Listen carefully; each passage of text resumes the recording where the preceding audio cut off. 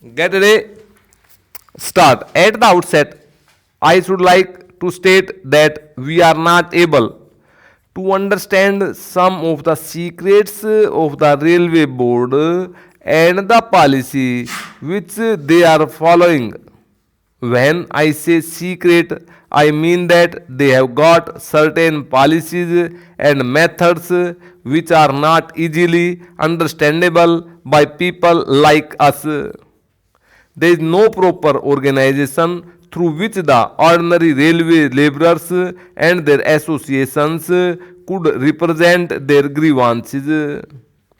The Honourable Minister was pleased to say the other day that there is the Railwaymen's Federation.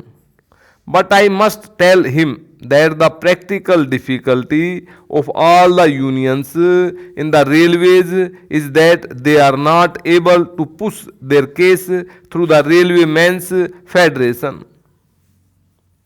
Another thing I would like to point out is that when representations are made to the Honorable Railway Minister or the Railway Board, in many cases we get a suitable reply, and as far as I have seen, we do get a suitable reply, but that is all. I would request the Honorable Minister to see that their cases are properly considered and something is done to them. The other day, I represented to the Honorable Minister and also the Railway Board the case of the sanitary inspectors. They are classified as supervisory staff.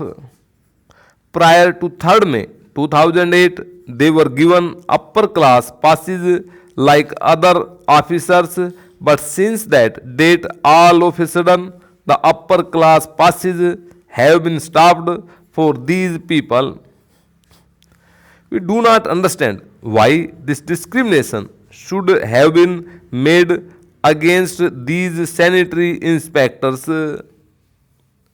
I would request the Honorable Minister to see that proper consideration is shown to them and to remove inconsistencies in this regard.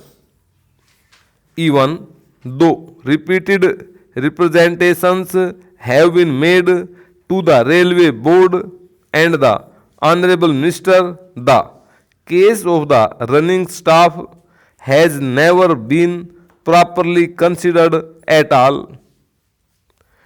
In the case of B grade firemen, all of a sudden the literacy qualification was introduced and people who have passed the SSLC examination have been taken directly as firemen. But what about the case of those who entered service before this literacy question was introduced? Some of them have put in more than 10 years of service. They were recruited by a staff selection board after proper examination. They were never required to pass the SSLC examination when they entered service.